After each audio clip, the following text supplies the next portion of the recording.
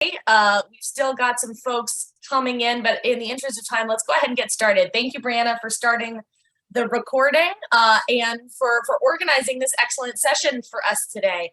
I'm Jenny Marin, a Senior Director of Public Policy and Government Affairs at InterAction, and I am thrilled that we are able to have this conversation here this morning. We have an excellent set of speakers who are going to talk to us about locally led food security and nutrition solutions in South Asia. And I think it's just going to be an excellent conversation. Thank you to everyone for joining us. This event today, first, what I want to do is just provide a little bit of context in this conversation and where it sits within broader conversations InterAction is having. We are undertaking what we're calling the Big Think for U.S. global food security response.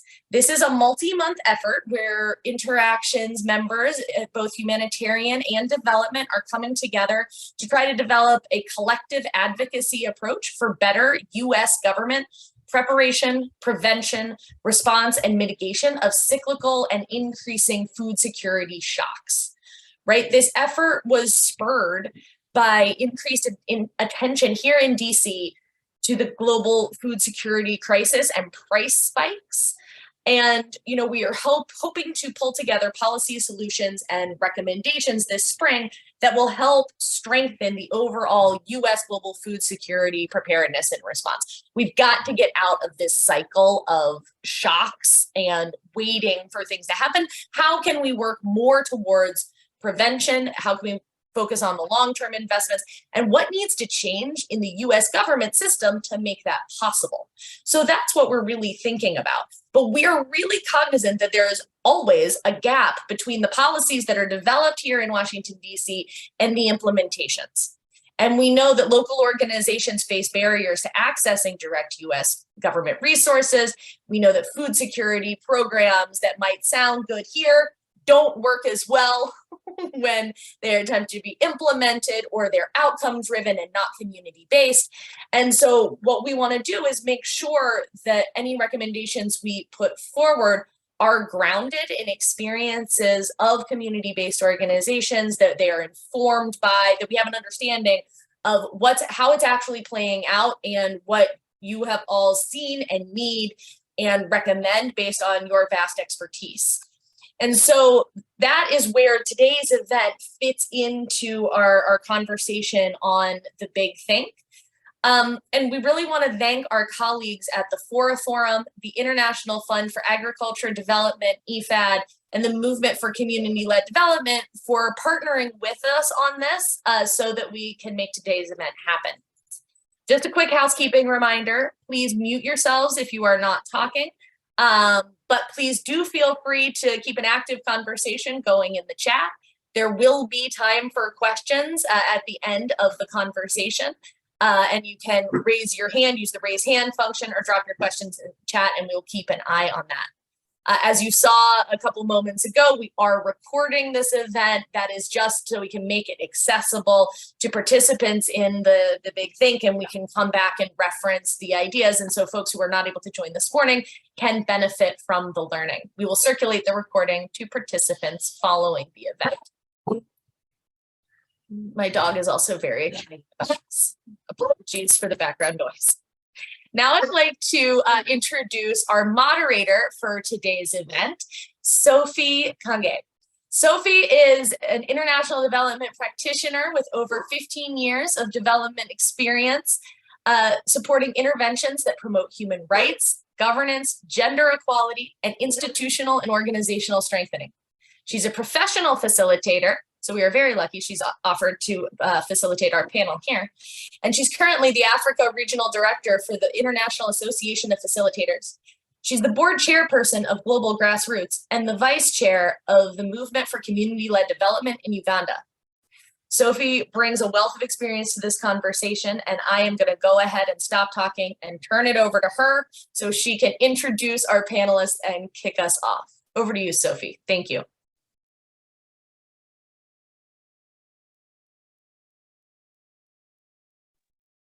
Thank you so much, Jenny. Good afternoon, good morning, everyone. It's afternoon here in Kampala, I know majority of it's in the morning, and I'm delighted to be here today.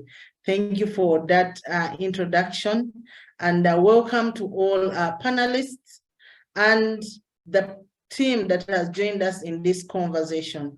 Quite an interesting conversation we have. I will first, I've been introduced, but just for your information, I'm calling in from Kampala, Uganda, and it's quite sunny here, but beautiful, and it's in the afternoon. We're soon closing the day, but I'm glad to join you guys as you start your day. So to start us off, I just want to introduce our panelists now that we know the purpose of today's conversation. We have Damit Kulanai. I'm sorry with the pronunciations, but we have the executive director of Savodaya in Sri Lanka. Damit is the new executive director of Savodaya movement of Sri Lanka, which has mobilized more than 15,000 villages for integrated reliant development.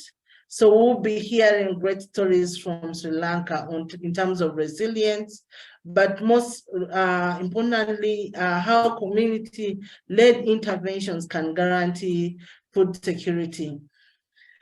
The next panelist with us is Mr. Kumar, a program manager, RCDS, Pakistan. Mr. Kumar is the program manager for the Rural Community Development Society that covers 19 districts of Central and South Punjab of Pakistan.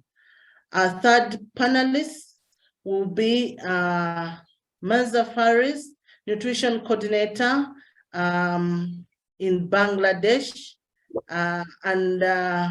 Maza is a nutrition coordinator of Kenda and leads the emergency nutrition services for the vulnerable Rohingya community established in 1972. Kenda is one of the oldest national level non-profit organization in Bangladesh. We will hear what sustainable mechanisms this organization has had in serving the people of Bangladesh. You know the uniqueness of where this organization is located.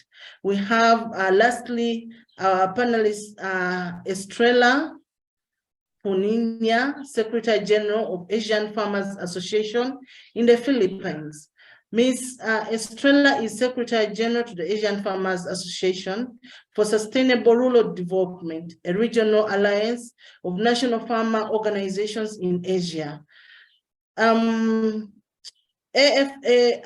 currently comprises 22 national FOs in 16 countries, representing around 13 million small-scale men, women, and young family farmers engaged in crop, livestock, fisheries, forestry, and pastoralism. So that is the lineup we have today that will be sharing with us our locally led experiences, innovations, and coping mechanisms that have guaranteed sustainable food systems in their areas. Now, without much ado, I'd like to invite the panelists to provide us with information on their organizations briefly and how they've tackled food insecurity and malnutrition in their communities, but also to tell us some of the challenges they've faced in their work, just to give us a feel. And it will be a few minutes, so try to be brief as you speak to us. I'll start with the myth. Over to you. Hi everyone, Ayubowan with Metta. Let me have the privilege to be a part of this great program. And so without taking much of time, so let me elaborate a little bit about our organization, Great Sarvodaya. So Sarvodaya movement that was established in 1950 years, and now we have been passing over 60 decades, And the meaning of the Sarvodaya, Sarva mean all, Udaya mean awakening. So that means awakening all is the concept. And presently, we have reached 15,000 villages of Sri Lanka. And directly, we are working with 5,200 villages in Sri Lanka with different aspects. And our vision is creating no poverty, no affluence, and conflict-free society. And mission is to total awakening and well-being of all. So we are following the philosophies of Lord Buddha and the principles of great Gandhian. So, and also we have to state that we are empowering the community through spiritual, cultural, economic, social, and moral, as well as political development. So under different aspects, and there are 10 basic needs that we are fulfilling through this mechanism. So then let me switch on to the present situation about the food insecurity, food security, and the nutritional status in Sri Lanka. So at the moment, actually, the Sri Lanka is having 22 million of population, and the inflation is also lying at 54%, as well as food insecurity. When it comes to the food insecurity, so the 6.3 million of people, that means the 30% of total population are food insecure. So as well as another 5.3 million of the people are reducing their meals or skipping their meals at the moment. So as well as out of that, 65,600 people are severely food insecure at the moment in Sri Lanka. So the main challenges actually what we are facing, the inflation, as well as the losing of the livelihood opportunities, as well as the weakening of the purchasing power. So those are the major challenges. And when it comes to the malnutritional status in Sri Lanka, that is a burning issue below 5 years children. At the moment, generally, the underweight category is lying around 20%, and wasting is about 15%, and stunting is lying at 70%, 17%, as well as there's a shortage of the necessary essential items like food, medicine, and cooking and fuel items. So those are the challenges at the moment the Sri Lanka is facing. But as Sarvodaya, we have done so many interventions which will be explained and elaborated in the coming slots. Thank you very much. Thank you so much for that brief highlight on what you've been able to achieve, but also the prevailing challenges. Mr. Kumar, over to you to hear what you're doing and some of the challenges that you currently face. Yes, good evening from Pakistan, and thank you very much for providing this opportunity to share the highlights and insights of Pakistan, especially related to food security and nutrition. So, as you all know that the flooding of 2022 has affected, if I talk about the numbers, then 33 million people have been affected across 90 districts. And when UN first appeal launched and then revised, then it clearly stated that 14.6 million people required emergency food assistance. Likewise, 7 million children required nutrition services. So if we talk about the damages, so 35 districts are severely damaged across the country. And the situation, if we the pre-flooding situation of children under 5 was already very alarming. Like we have 40% around children who are stunted or wasted around the country. The latest UNICEF analysis shared that 17.7% global acute malnutrition rate has increased by 3 to 4-fold in eastern parts of the country. And likewise, the recent IPC acute food insecurity analysis of September to December 2022 estimated that the population from IPC phase 3 to 4 has increased from 5.96 million to 8.62 million in the most affected 28 vulnerable districts. So the situation is very much alarming, but as far as concerned my organization, so we are working from last 25 years in Pakistan, and we are supporting and bridging the gap through engagement with the government. Like we are member of Scaling Up Nutrition Civil Society Alliance in Pakistan, and we are convening as a co-chair for Punjab province.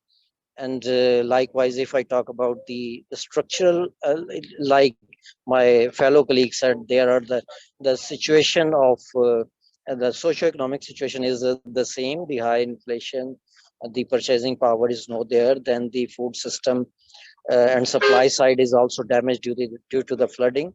So, but if I talk about the structure, so we have a three-layer structure in Pakistan. Like we have food security ministry at the national level, then the devolution of powers, the nutrition and food security lies with the operational side, lies with the provincial government, and then we have also a three-layer structure in that as well. Actually, I want to highlight here the structural problems we are facing, because one department is operationally and regulating for the purchasing of the food, and second one is the operationally managing the day-to-day operations, and then the third department is again that is for the that lies under the planning and development department, and they have specifically implemented the multi-sectoral nutrition strategy for the 5 years. So we likewise we have the structural problems here. Then obviously the operational challenges, especially related to the food security in current situation. The food security cluster has recently published the situation and challenges, like there are limited these limited food supply, especially in the flood affected areas, and likewise the situation is that this water is stagnant in many areas of the flooding. So people did not have the opportunity uh, to have the crops in the coming season, and likewise it will be difficult for them to initiate the next season. So these are some of the challenges, and rest all the other challenges remain same in the region. Thank you very much. Thank you so much for that brief highlight on what is prevailing in Pakistan. We'll move to Bangladesh and hear the experiences in Bangladesh. Yes, Sophie, thank you. You pronounced it rightly. So this is Faris from Ganashastha Kendra, shortly GK. So GK is one of the oldest NGOs in Bangladesh and serving Bangladesh for more than a half century now. And GK is basically a people-oriented healthcare-based organization which provides community-led and institutional services in the field of healthcare, women empowerment, disaster management, education, agriculture, and also right-based advocacy.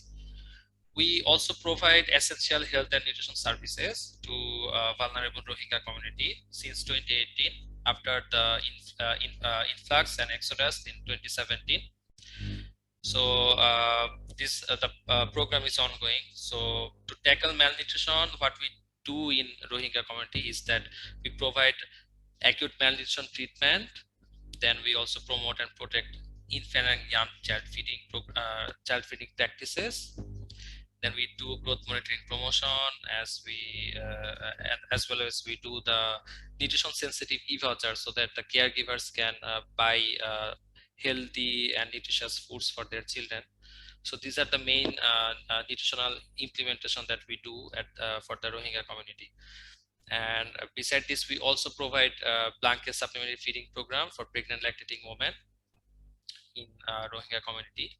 So although the services are ongoing for last 5 years, what I can mention here is that in the last nutrition survey, that is SENSE survey, standardized expanded nutrition survey, it is found out that more than 40% children are still stunted.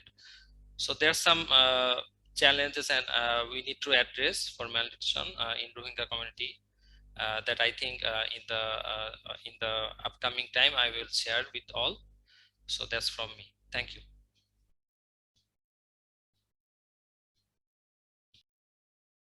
Thank you so much, Faris. Yeah, you share an interesting experience. We've all had what has happened in the Rohingya community and the impact. So, like you say, we'll be interested to hear more on the coping mechanisms, how this community has actually moved to date, yeah, with its population. Esther, would like also to hear what is happening from your side on how you've managed to mobilize and sustain the farmers, the great men and women, to ensure food security in Asia. Thank you. Thank you, Sophie, and good morning to all friends here who are in US, and good evening to all co-panelists in this session. We are all from Asia. I am from the Philippines, and as Sophie has said, I am working with the Asian Farmers Association for Sustainable Rural Development, or AFA. We are a farmers organization, and we have 22 member organizations in 16 countries in Asia. And in South Asia, we have members in India, Nepal, and Bangladesh. We have a regional project that is being supported by IFAD. And in this regional project, we have partners from Sri Lanka, that's Monlar and Sanasa. In Bangladesh, we have partners Krishok Kendriyo Krishok Moitri and Coast BD Bangladesh. In Pakistan, we also have a partner there for our IFAD funded project. It's good, Sophie, that you called me last so that I will, because we have, as I said, members and partners in these 5 South Asian countries. So I can give you maybe some details on Nepal and India, because there is no panelists coming from these 2 countries. So in Nepal, 13.2% in the country is not consuming adequate diet, and 36% of the children under 5 are stunted. And very glaring is that 25% of the people live on less than 50 cents a day, half a dollar a day. So really very poor. In India, 195 million people are undernourished. So it's basically a quarter of the world's population, and 43% of the children are chronically undernourished. So if we combine the statistics of food insecurity and malnutrition in the countries in Southeast Asia, in India, in Nepal, in Sri Lanka, in Bangladesh, and Pakistan, it just shows really that the global statistics that the FAO is saying, that on hunger. So if we have 828 million hungry in the world, 51% are in Asia Pacific, and most of them are in this region, South Asia. And if you look at closer on who are these hungry and poor people in South Asia, they are mostly those who rely on agriculture for a living. Okay. So why is it like that?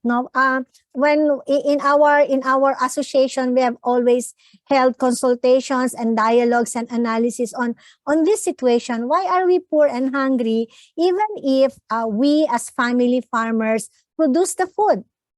In the region, in Asia Pacific, the 80% of the food in the region are produced by family farmers, like us and like your partners in Sarvodaya.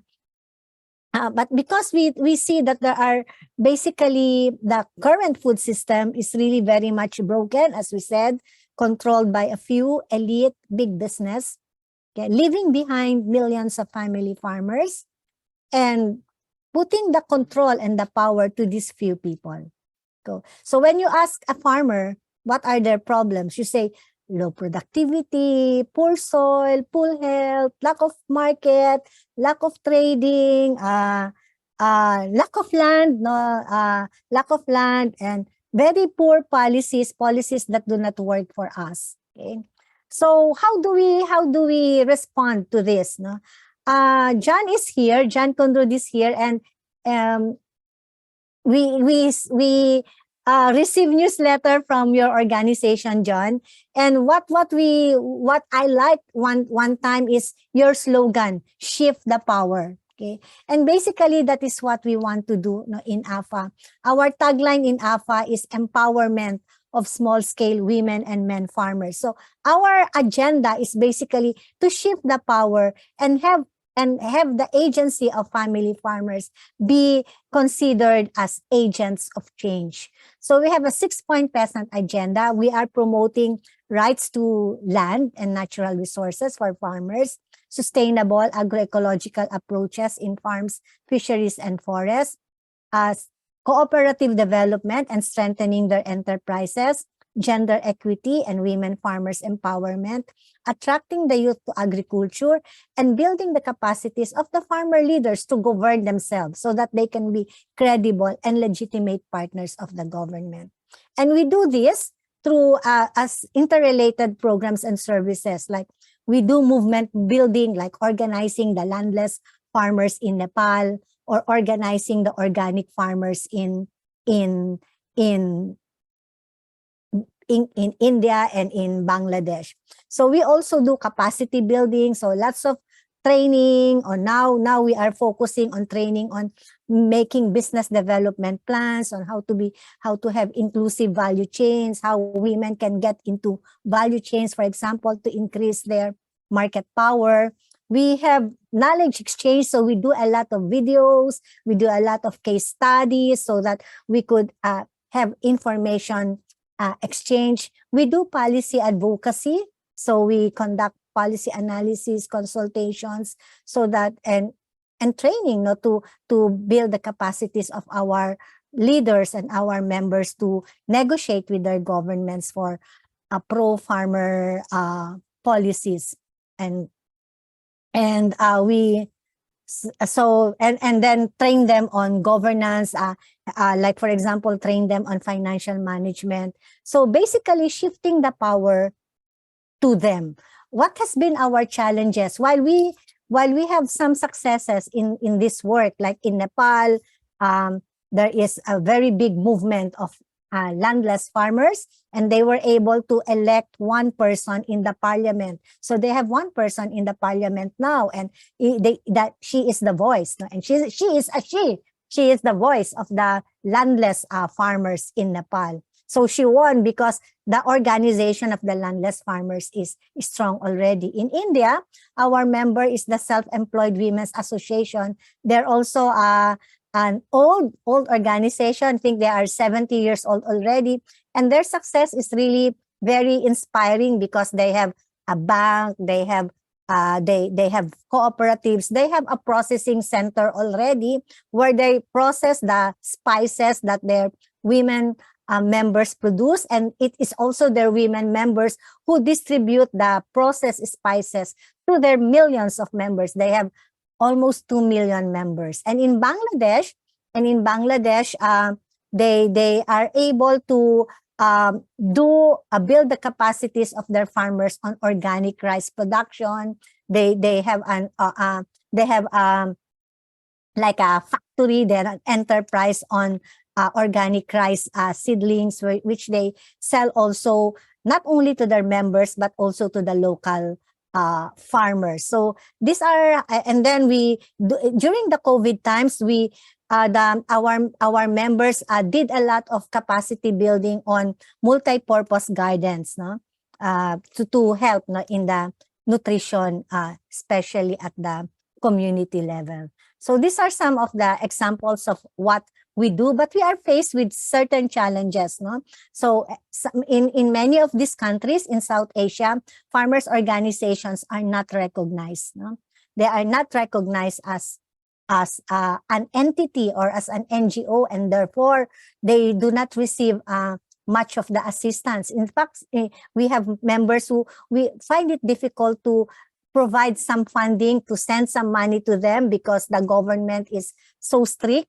No, in Bangladesh, everything that And in India, everything that the NGO should do should be approved by the government. So we cannot immediately get a project. We have to have a 1-year planning for this. So these are, and of course, the conflict, the conflict in Afghanistan, before in Sri Lanka, in Pakistan. So this affects very much also the work that we do.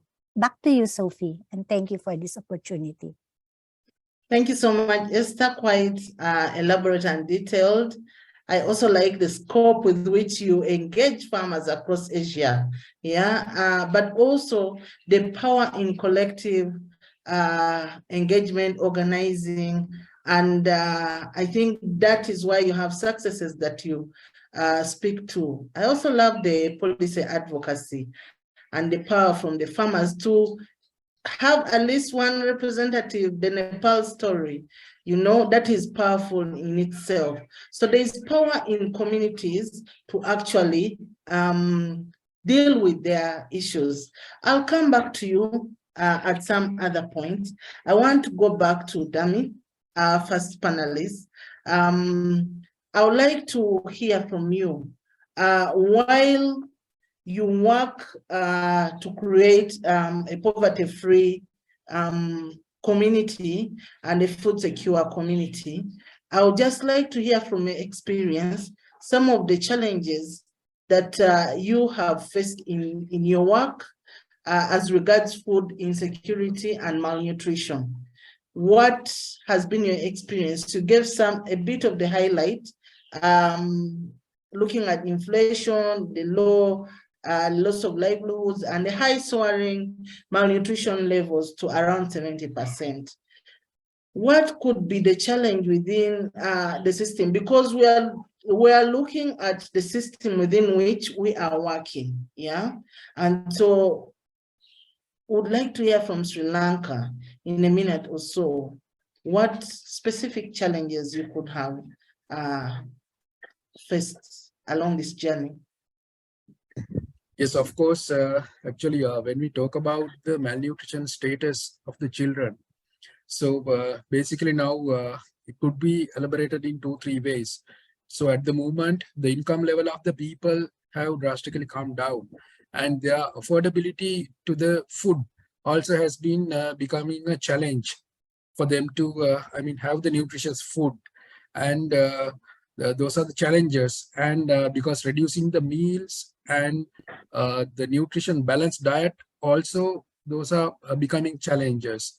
So, and when it comes to the staple food, so Sri Lanka is an agriculture country, and where mostly the paddy is rice is the staple food, main staple food. So recent past, due to the economic crisis, as well as the banning of the chemical fertilizer, so has to, been drastically affected to come down the productivity of the main staple food along with the other ancillary crops as well. So therefore, it has been a challenge to provide the enough, sufficient staple foods to the community and to give them the access to the food. Especially children. So we know that the lactating mothers and the pregnant mothers, so they have to be looked after very well during the pregnancy period as well as their lactating period. So give the nutritious foods have been a challenge. Not only that, when it comes to the cultivation of the main staple foods and the other plantations also now becoming a challenge due to various, rising the cost of the equipment and other fertilizer cost and all, those are also becoming challenges. So those are the challenges basically we are facing at the moment. Thank you so much. The issue of banning the use of chemical fertilizers, well, it could have an effect on the productivity, and I think that is why there's a limitation in the food, but possibly at a later stage, it would be important to hear how you're challenging some of these emerging challenges to empower the communities. But before we do that, I would like to cross over to Pakistan. Mr. Kumar, in recent months, you're well aware that there's been global attention to the challenges of the impact of the war in Ukraine. Basically, on the Horn of Africa, but also globally, with food prices manifesting in different countries. And you rightly say, you are part of a team of scaling up nutrition network. And globally, we've had soaring impacts. In Africa, we've seen a reduction in food imports that come to Africa. And while you presented your experiences, you also talked about the three-tier form of operation by the government that has its own limitations. What has been the impact of the Ukraine crisis on Pakistan from your experience? Yes, thank you very much. Actually, as I mentioned that the structural changes like the tier structure is always a hindrance for the supply side of the food system. And due to the recent crisis of Ukraine, ultimately Pakistan was importing the wheat from either from Ukraine or from Russia. So in the past 1 quarter, we had high food prices, especially for wheat, and it was almost double to the existing prices.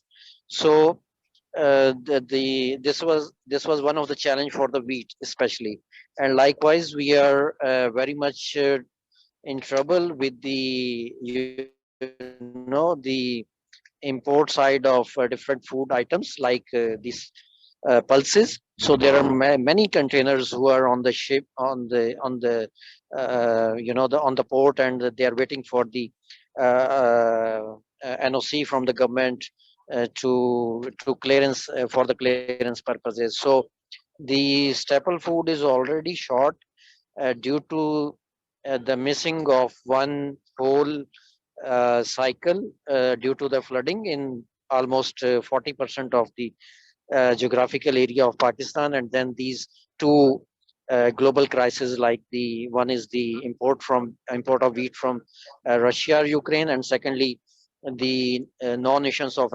NOCs for the clearance of different pulses and other items, food items that are being holded at the ports. So these have amplified the overall situation in the country regarding the food. But obviously, the humanitarian organizations are supporting through, like WFP is providing the food assistance to the vulnerable people in the flood affected districts. Likewise, the government has also provided a single instance of cash to the the most vulnerable households. We are running the social protection program across the country that is called Benazir Income Support Program. So they have installment to support the nations and households. Then ultimately now the humanitarian sector is focusing on providing the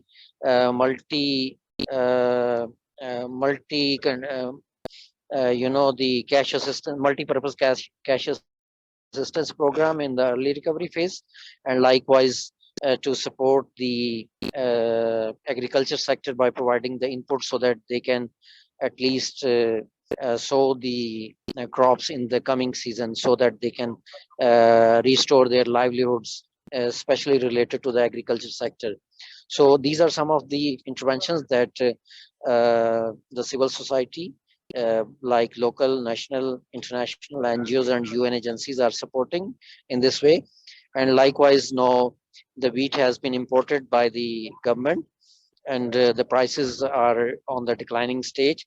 So we can say that in coming 2 to 3 quarters, we will be in a position that people will be having enough supply of food within the country, and they will have the sufficient amounts, at least sufficient amount to cater their immediate needs of food, at least in the country. So these are some of the actions, and likewise we are also lobbying with the government departments to procure the food in coming season, so that there should not be any shortage to access the food within the country. So these are some of the actions that have been taking place due to the efforts of humanitarian organizations in Pakistan. Over.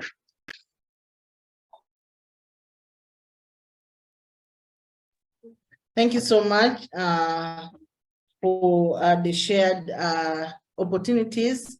And I like the way you put it, that there is hope that in 3-4 quarters to come, you'll have enough food. Yeah. So there is hope and work is going on, which is a good opportunity. I want to cross over to Bangladesh again.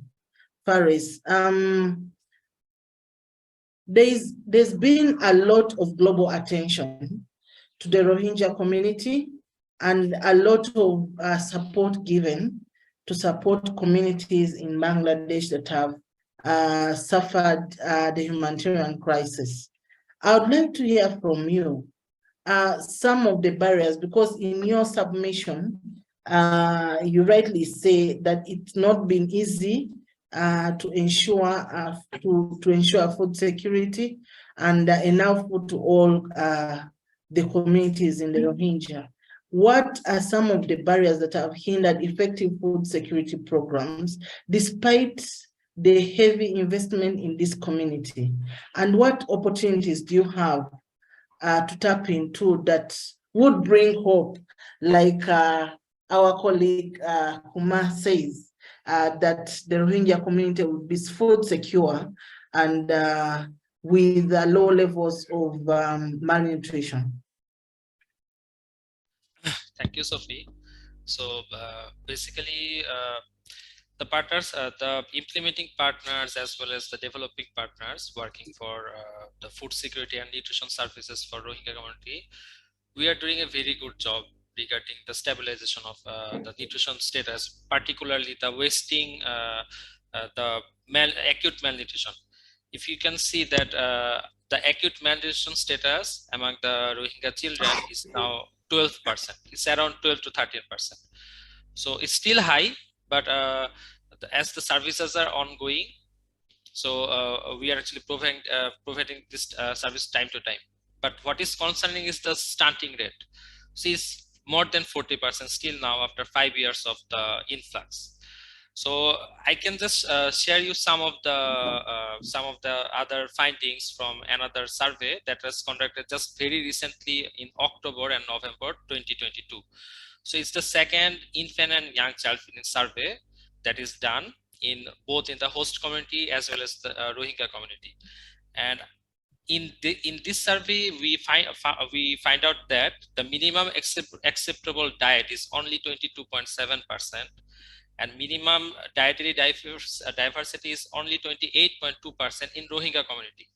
So these are these two indicators can actually explain why the stunting rate is still so high, because we only as a nutrition partner we focus more on the curative part of the nutrition services. Now the trajectory shifted to the preventive approach. So now we have shifted to the preventive approach for the nutrition service. However, I already mentioned that the minimum acceptable diet and minimum dietary diversity is very low, and this is the contribution. This actually contributed to the high level of stunting rate. And I can also share you one thing, that the milk production, the milk product consumption is only 11% in this Rohingya community.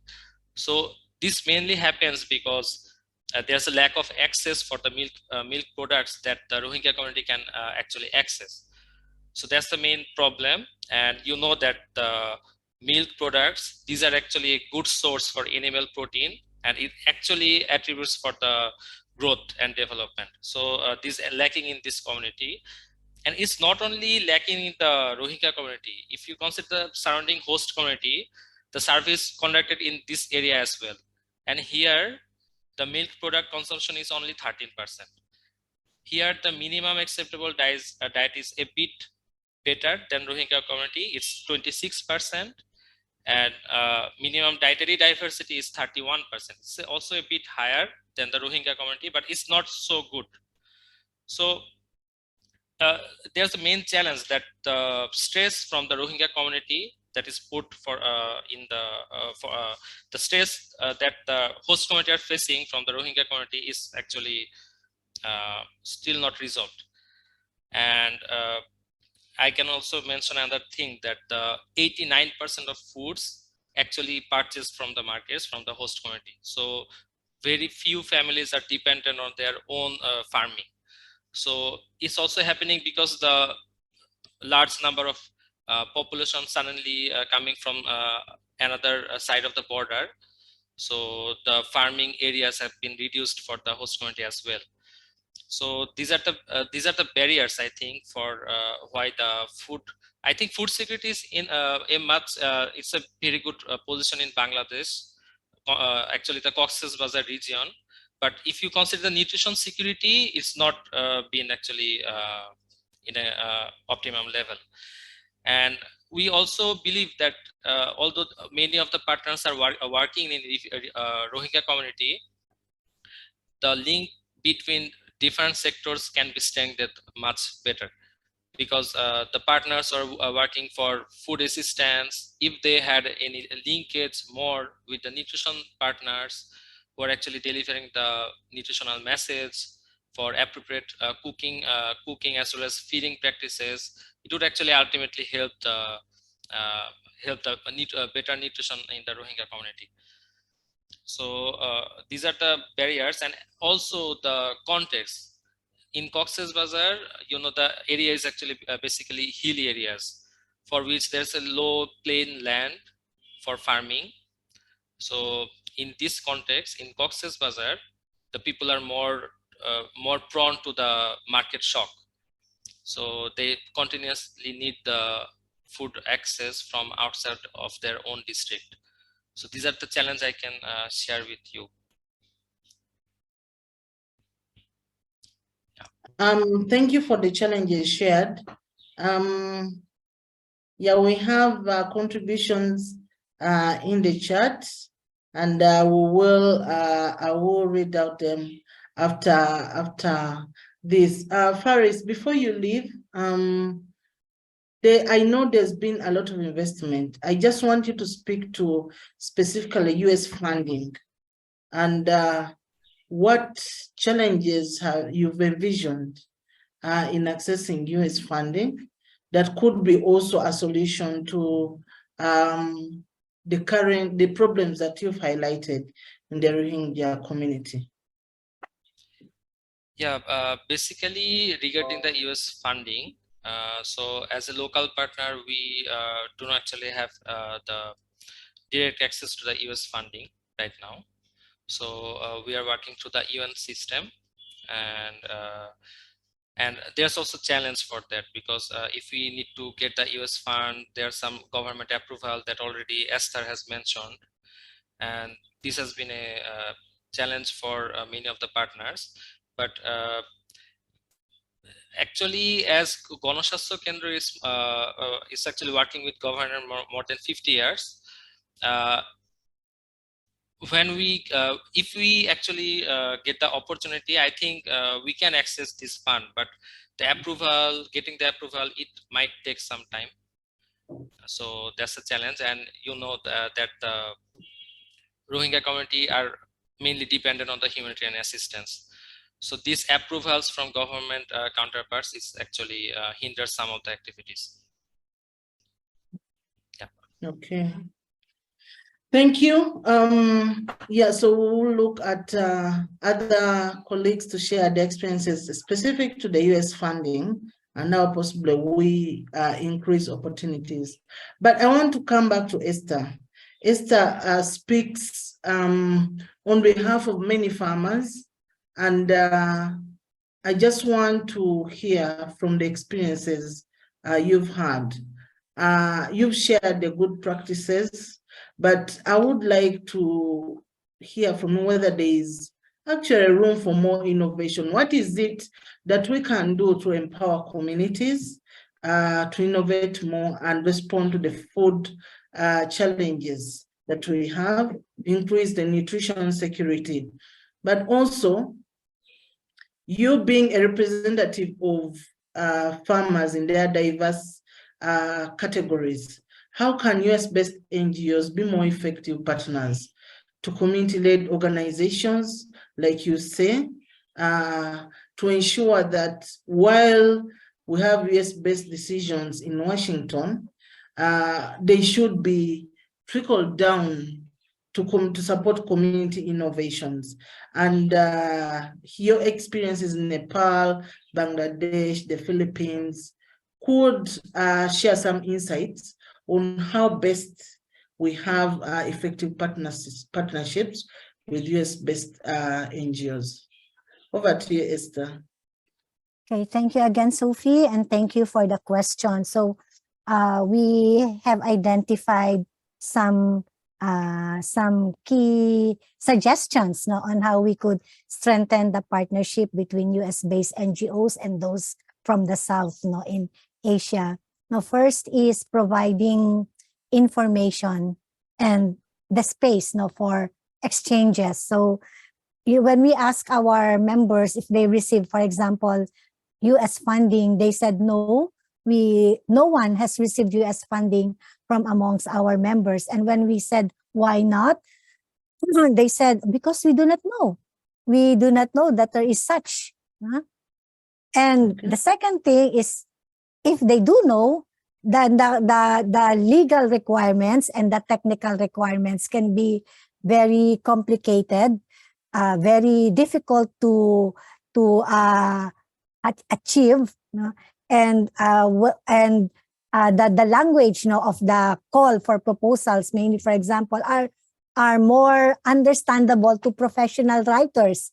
And most of these professional writers charge fees, high fees that we cannot afford, that many organizations cannot afford. But we do know, for example, that some INGOs, I saw here in the chat that many INGOs are getting funding from USAID, and even big companies are getting funding from USAID. And then when they implement the project in the South at the local level, they just get some local partners. But when you look at the pie, the distribution of the finance, the local NGOs get very little of the funds, because more of the funds, especially on administrative, are secured by the big NGO. So so first is that providing information, maybe for the calls, maybe what are there, and even information and exchange on good practice. The second is to help in policy advocacy, especially at the global level, because USAID ODA, for example, also emanate from their global policies on food security. So we can help each other in CFS. I'm not sure, maybe InterAction is active in CFS at the UN processes, like on the UNFCCC and the biodiversity processes.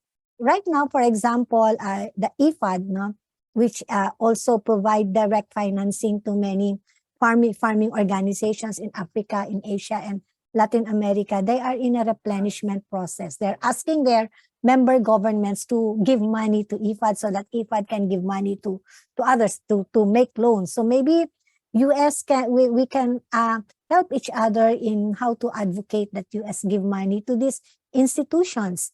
One other funding institution that responds to food security and nutrition is the GAFSP, the Global Agriculture and Food Security Program. The past 10 years, the US government was, under Obama, is a key resource provider in this GAPSP funds. It's a global fund, putting $1 for every $1 invested by other governments like Germany or Spain, like that. But right now, the US government is not committing big money to GAPSP. So this is where we can help, no, in policy advocacy in terms of where to invest, what to invest. Okay, so so these global policies of US and their decisions should have impact at the ground, at the community level, and it could have impact if we have partnerships, very strong partnerships between US NGOs and local and national and partners, no, like the ones we have here or our members at the national level or at the local level. So what we think, no, the US NGOs can do is first help in visibility and networking. We clearly remember our relationship with Brussels-based NGO who since 2005 would connect us to the EU, to the DevCo. So every time there is an opportunity, every time we are in Europe, they will set a meeting with the EU, and the purpose is just to have to build relations, because funding is always personal relations. So you imagine 2005 we started doing it, and we received money from IFAD direct from EU through IFAD only in 2013. 10-year, almost a 10-year investment. So maybe the NGOs in US can also do that. So you could have a campaign there in US, bring us there, or if you have partners in the South and you know of US government officials visiting the country, you establish a relationship there. So that's one thing. And then the second one, in terms of concrete partnerships, is maybe we can do consortium projects, no? With you and with the NGO here. Like, for example, if there are call for proposals, maybe you will be the first one to know it, and then you could contact your local partners in Asia, and hope that if it's a consortium proposal, we can veer away from the usual, the farmers are beneficiaries, no? But if it's a consortium proposal, we will be equal partners. We contribute in the design of the proposal. We talk about the budget, no, and divide the pie according to the task and responsibilities. You know, we had one experience with a big NGO, a research institution. So we were talking about the designs. It's a big call. And then when the budget came, it was like everyone had at least 1 million each, while AFA only had 100,000.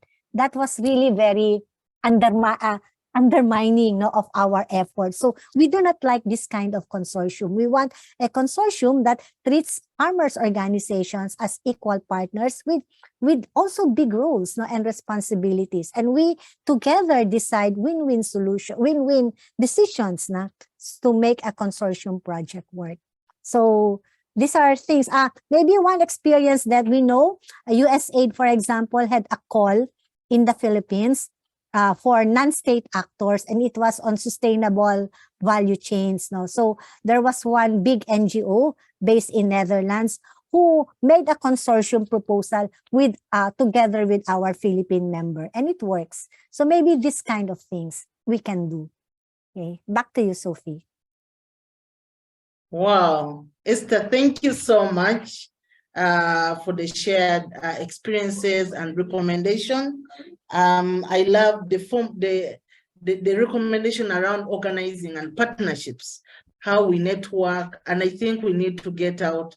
What I'm hearing is that we need also both ways, get out of our shells and seek for partnerships out there. And one of the reasons we have this session to learn more on innovations and ways through which US-based partners can work with Asian partners to increase food security and enhance strong food security systems. Yeah. Thank you so much. I see a hand. We are going to go into the plenary open up for questions and recommendations, but I want to first also address the issues that I imagine in the chat. Kumar says there is need for development partners to focus on value chain development to improve the existing production and situation across the countries, but also adopt an integrated multi-sector approach towards food security. So how do we work within our systems to strengthen food security with across sectors and departments? I will be reading what is in the chat, but I've seen a hand. Where has it disappeared to? Brennan, I hope you help me with where I can't see. Yes, I see a hand by the advisor, Grant, and so please go ahead and share.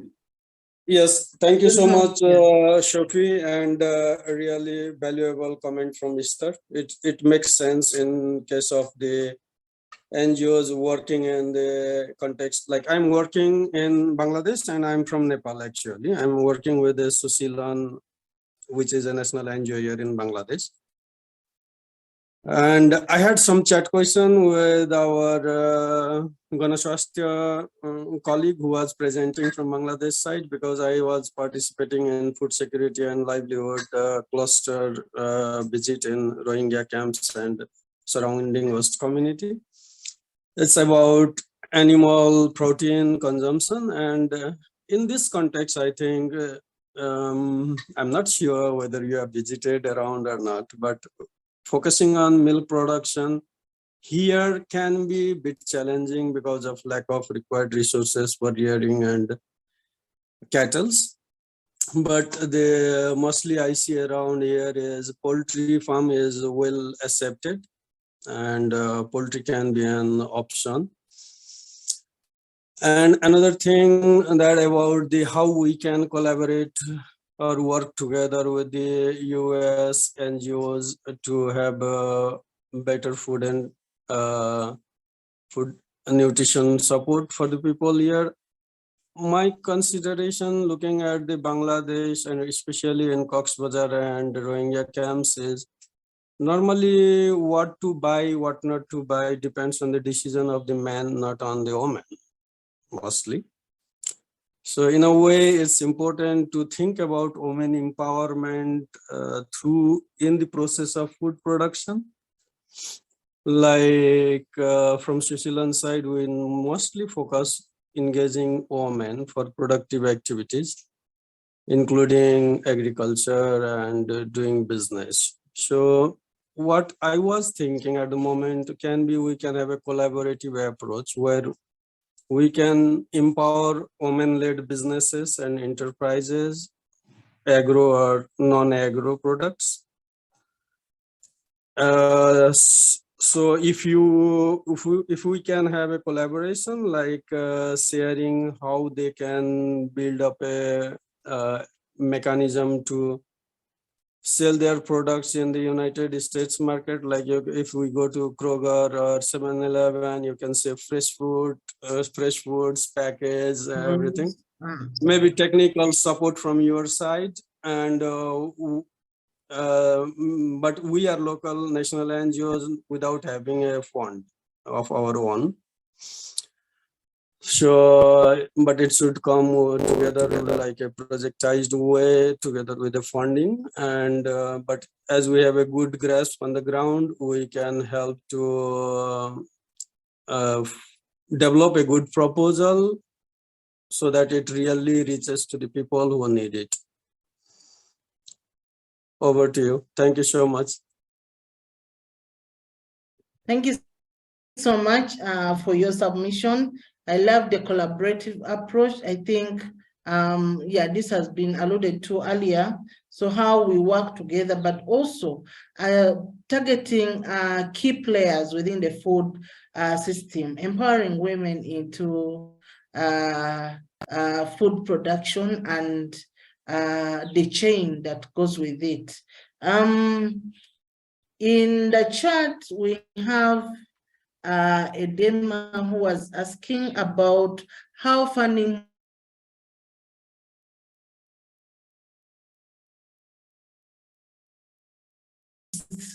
there is need to invest more in local partners, but INGOs monopolize the food programming, food security programming, that in many ways keeps the local partners away.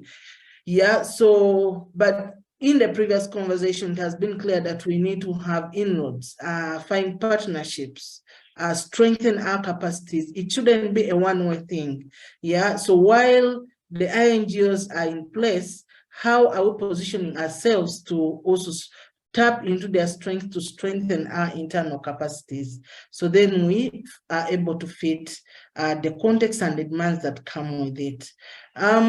Yeah, so we have around 15 more minutes for questions and answers. Just raise your hand and make your submission.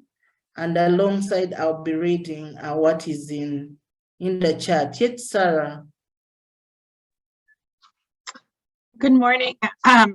Thank you so much, everyone, for the conversation today. I'm Sarah Nitzel with InterAction, and I'm one of the folks helping to lead the Big Think conversation here in DC that Jenny mentioned at the beginning. I was really intrigued by many panelists talked about the importance of focusing on prevention type of programming instead of response. That is something that a messaging and something we are trying to focus on here with the US as well, with trying to get the US government to understand that in moments of crisis or most moments of increased need, that humanitarian need, like immediate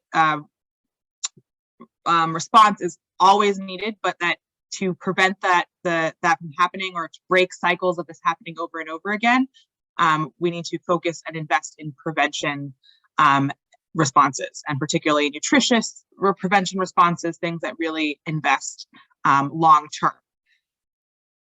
While we keep making that argument, we sometimes have challenges kind of breaking through. And one of the best things that we found is that, like, bringing great examples of what those prevention programs actually look like is sometimes the most effective when we're talking to policymakers. For our panelists, could you provide maybe like a short example of what, of a successful kind of prevention that you guys have had, whether or not it's like a resilience building program or a nutritious kind of a nutrition program that focused on diversification of food, whatever kind of comes to mind for you. It's really helpful for us to have really interest to like have diversity of examples when we're talking about kind of to help people understand who often don't travel, who don't have access to see what these programs actually look like, to be able to understand what we're talking about when we talk about like prevention and multi-sectoral prevention programs. Thank you, Sarah. Yeah, you raised the complexities that come with the big dreams and ambitions that come to design programs for prevention, creating resilient food systems, and how best we navigate that. We'll take a collective of ideas from this process and hope. I see Faris already raised his hands, but as a panelist, you can pack it. I'll give you opportunity to come to share your ideas. I want to give John opportunity to share with us.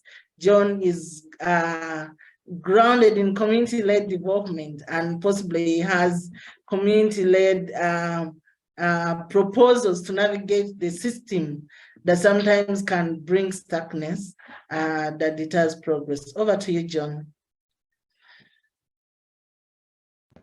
Yes, thank you, Sophie. I just was really struck by the comments of the panelists regarding inequitable and sort of evil partnerships. I've been really inspired by this initiative of some INGOs and by the NEAR network and DESO around Pledge for Change. They have a website, pledgeforchange2030.org, which really focuses on having progressive INGOs commit to equitable partnerships, and they define those, and also to push for them. So I know that's something that has been brought up through InterAction and other networks. And I think this whole idea of and also of spreading the information. I know my colleagues have pushed very hard to make sure USAID gets things in local languages. But I think that intentional process of having NGOs see as part of their sacred duty, making these opportunities available to and workable for the majority world partners are two really important things that we can do. So I really appreciate particularly Esther's comments on that, because this lack of information and lack of equitable partnership is something within our power to change. So I think we really need to focus on that. Thanks so much for calling on me. Thank you, John, for emphasizing that. And we're all aware that SDG 17 speaks to partnerships, and without equity, partnerships are not sustainable, but they also don't add value. So yeah, we all have work to do. It's not a one-side thing, and so how we make partnerships equitable and bring everyone on board is a two-way process.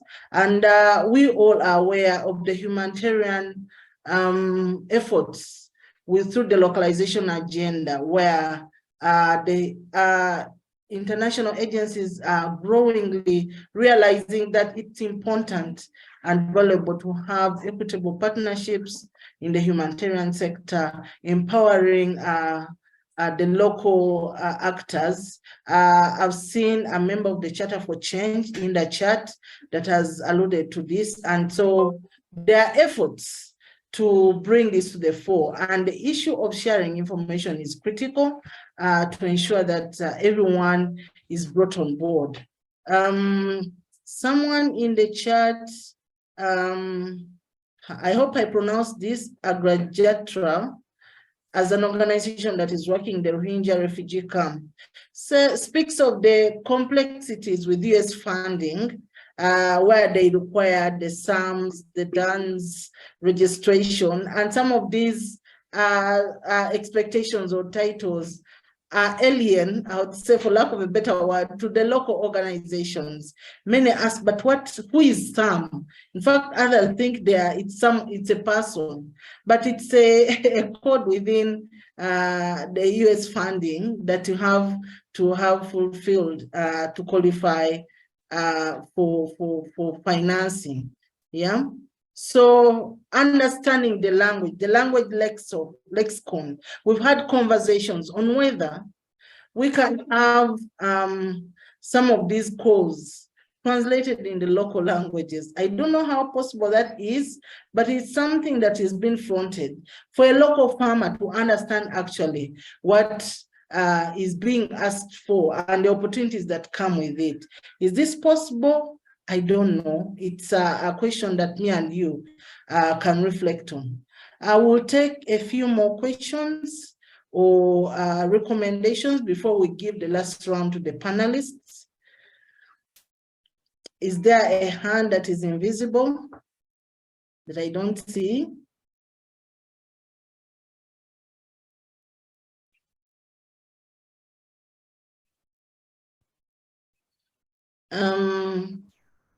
No, Sophie, I think you're fine to go to the last round with the panelists. Okay, so thank you everyone for the comments. Some are repetitive. I may not have read every comment in the chat, but yes, Sarah says she expects the panelists to give a comment or their thoughts on Sarah's question. on examples of development programs and any other on development programs that have successfully been implemented, that have navigated the disruptions that come with the system bottlenecks in many ways have led to failures of these programs responding to the actual needs in the long term. So how do we navigate the systemic challenges that we have to navigate? We've had the issue of government regulating financing that is coming to local organizations, and I think it cuts across Asia. How do we navigate this? But also, how do we empower our local communities that have moved the tide? I've seen 25 years, 15 years, and the local communities have really contributed to sustaining their communities.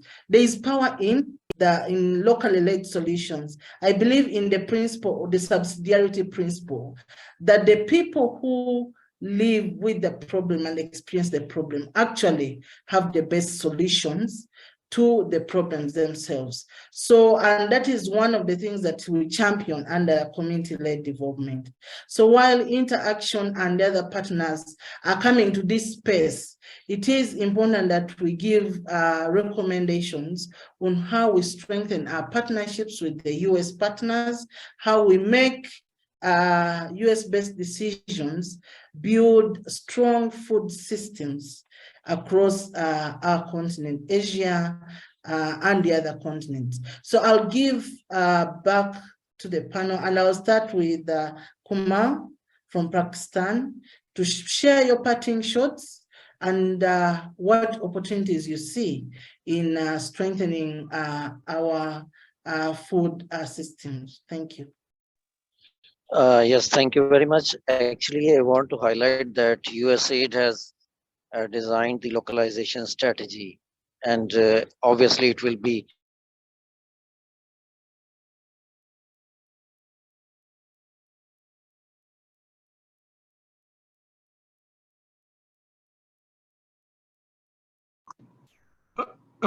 I'm afraid Kamar has lost his audio, Sophie. Lost, pardon? We can go to Jamil. Your parting shots.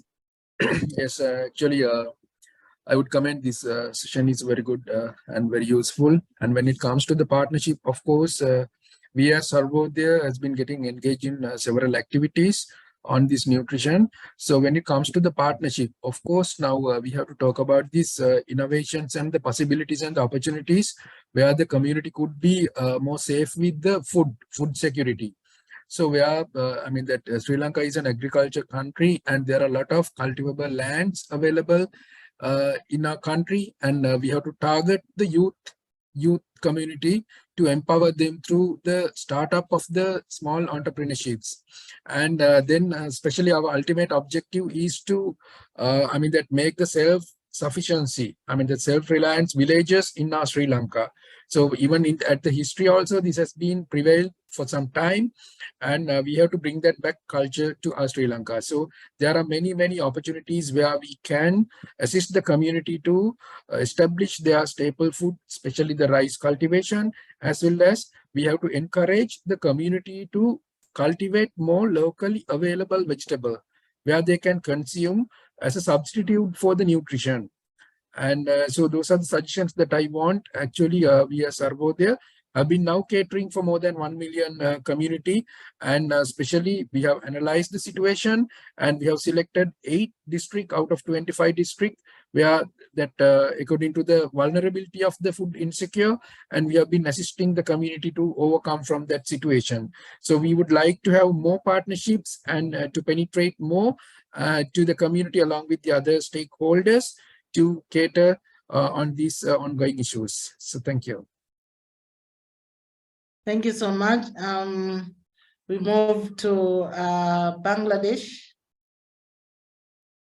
Paris? Yes, hi, yes. So I'm just jumping to what Sarah has actually requested, that our suggestions, that the preventive approach that we can take. So I think we can also share some new updates here for the other participants also in here, that Bangladesh government and as well as the ICG now have come to a agreement. There is a skill development framework, very recent, and this skill development framework actually gives a better opportunity for the Rohingya population to have their own animal protein access, such as that now in this skill development framework, now they can do poultry rearing, so it's part of this, and they can also actually do the integrated farming system, so it's basically the gardening as well as the farming, so it's allowed now according to the skill development framework. And there's chicken rearing, I also already mentioned that under poultry rearing. And there's another thing that I can mention, that there's a provision, although there's the milk products is very difficult to actually have in here, but there is scope that the Rohingya community now they can actually develop their skill to produce yogurt, cheese, and other milk products. So this is a very new update, and the local communities, the local NGOs like us who are actually working with this community, there's a good scope for us to have these new kind of programs that actually can develop the skill of the Rohingya community, as well as can improve the animal protein intake that will ultimately shift their malnutrition status, improve their malnutrition status, so that the stunting rate can be reduced. So that's one of the thing that we can see in the near future. So there's another provision is climate smart agriculture. So this another scope that the government has actually come up with ICG, that is now we have in our hand. And I think, yes, Esther actually have a very good insight regarding the US funding access. Basically, most of the US funding do not actually come directly to the local partners, although the local partners have this capacity to influence the government and get the approval faster.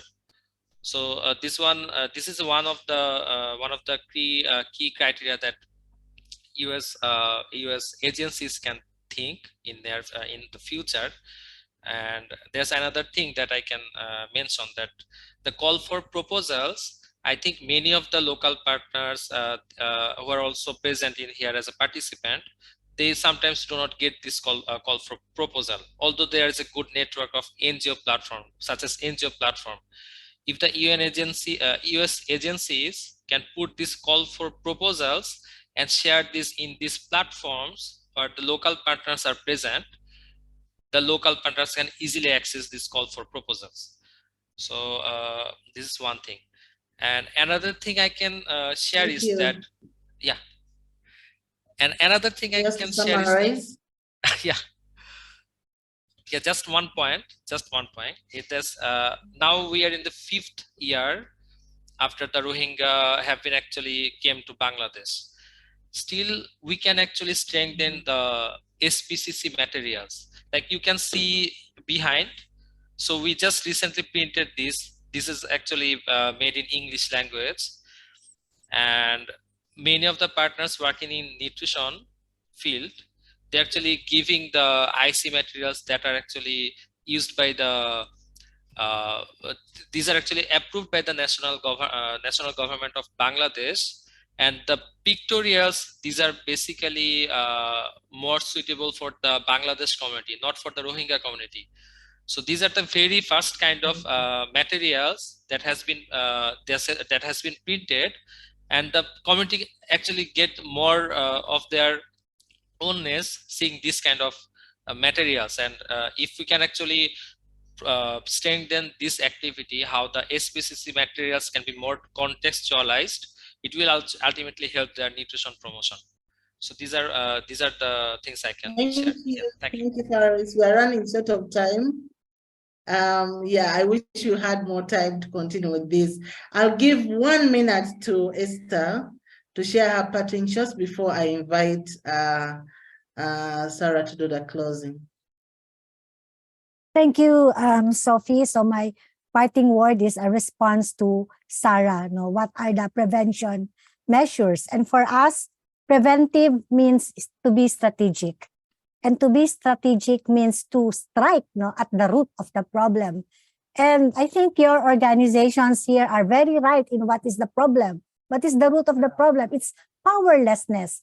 Powerlessness of the people who are very much affected by all these issues of hunger and poverty. So the key prevention is to empower them so that they will know what their rights are. They can demand for their rights. If the policies are not there, they can negotiate for their governments. If the policies and programs are there, they can claim the effective implementation of their rights, and they will have the capacity to be of service to the members so that they could help their members access whatever government programs and policies are there. In terms of agriculture, I would just like to affirm what Damit and Mirza has said.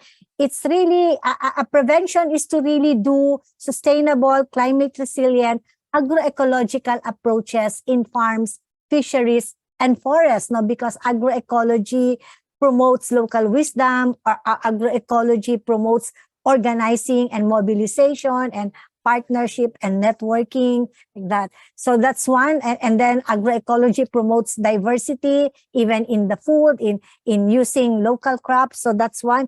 And the second prevention is really increase the market power of the farmers by organizing them into associations and cooperatives or commodity clusters so that they can do value additions. Okay, they can go to the market, they can process it, and when they are able to process or add value to their products, then they receive more income. And then lastly is to have inclusivity, and have inclusivity. It's basically because agriculture in Asia is basically family farming with man, woman, and youth, is to be inclusive. Do not focus only on the man farmer, but focus on the women and on the youth. Thank you very much. That's powerful. Thank you so much, Esther. I really wish we had more time, but we're time constrained. Thank you so much. We've had a powerful panel. Thank you for sharing your experiences. And as we come to the close, I'd like to thank you, InterAction, and the partnership with Movement for Community-Led Development for giving us this space to explore opportunities and learn from each other. I'd like to invite Sarah to give her, before Sarah, I see Brenna with her hand up. I'm going to close this out, Sophie. I want to make a comment. Can you please allow me? So unfortunately, we're at time, and I want to be respectful of everyone's time. So I'm going to go ahead and close this out. Thank you all for joining this session today. It was very informative on the challenges faced in South Asia as it relates to food security and nutrition, particularly noting the panelists sharing the role the U.S. and U.S.-based INGOs can play in these efforts, and how to shift and transform what partnerships look like, what collaboration looks like, and noting that we saw all the comments in the chat that were shared from local organizations, so we'll definitely take that into mind. Many thanks to Sophie for moderating this discussion and for our panelists for joining in their evenings.